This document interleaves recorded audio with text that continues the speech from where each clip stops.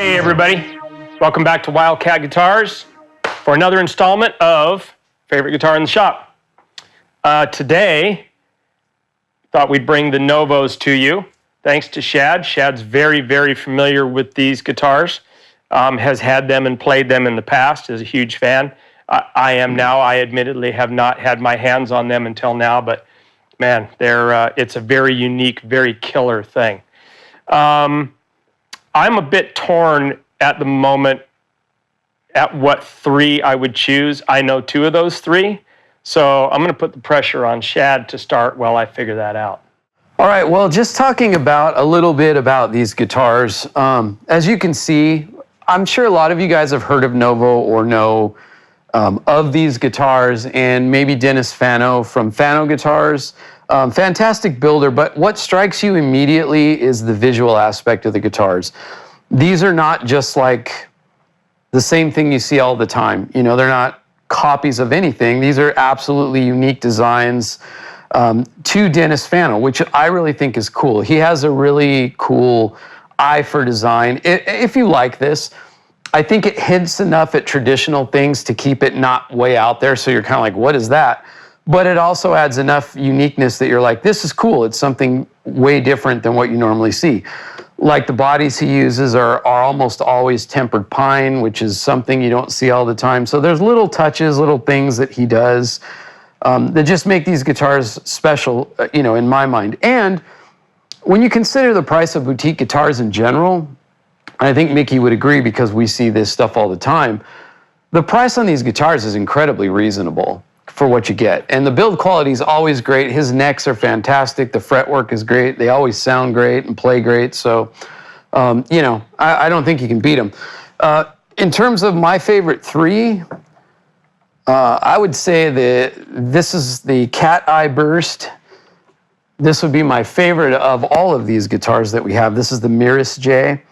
And as you can see, he's got the Mastery trim plate that's unique to him that has his logo on it, and it's usually got the lightning bolt tremolo arm, which is cool.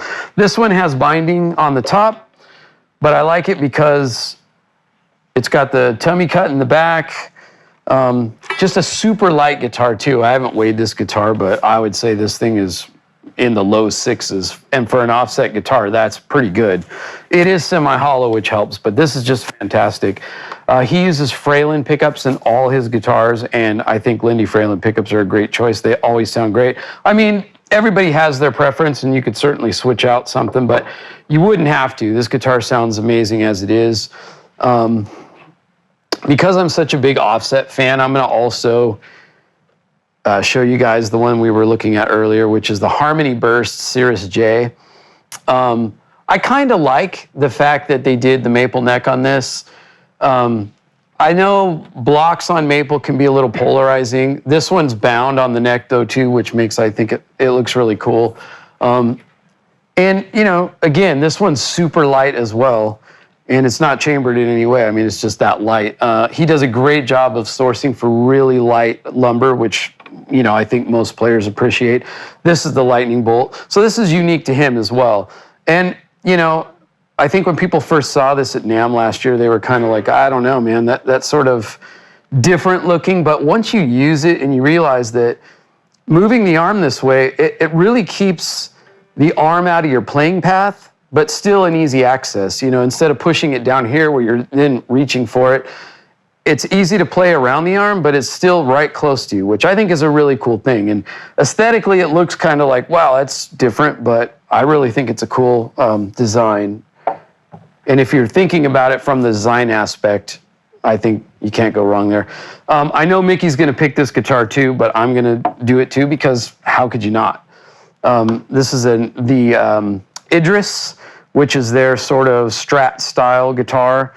But obviously it's a little different design than the offsets, but still super unique. I mean, you can kind of see an S-style guitar in there, of course, but it's very unique in terms of the design of it. Everything he does is sort of offset, which Mikki and I both love offset guitars, so that's a winner right there.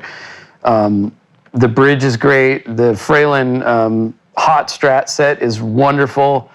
You know, just a great, and again, very light guitar. Everything he does is light. So, and these sound great. Mickey has spent a lot of time playing this one, as have I, and we both agree that it sounds fantastic. And we would both love to add this to our collection and would have no problem doing that. So, those are my three, and I will let Mickey take over. Yeah, so Shad definitely picked up two of the three. Again, going back to, so like he said, we're both big Offset fans. I happen to really love this one because I love offsets. I dig the P90s in them. I really love the semi-hollow in this. I mean, this is an extremely wearable guitar. Like if you're gigging with this, you can just gig, you know, 3-4 hour sets in a row and never get tired. I'm also, again, like he said, I'm a huge fan. I would say that maybe of all the body styles, the Idris is my favorite. I kind of like the, you know, Dennis's take on a modern yet vintage vibed S-type double cut, if you will, right? I like the offset, the asymmetrical bottom end. I like the bigger, fatter horns with the point. It's just everything about it is really cool. And I'm kind of on a kick for natural colors right now, so I really dig the natural pine with the black guard. Just super, super cool. But I still love my sparkles. Honestly, if I could change one thing about this, it would be I'd put a trim on it. But it's copper sparkle.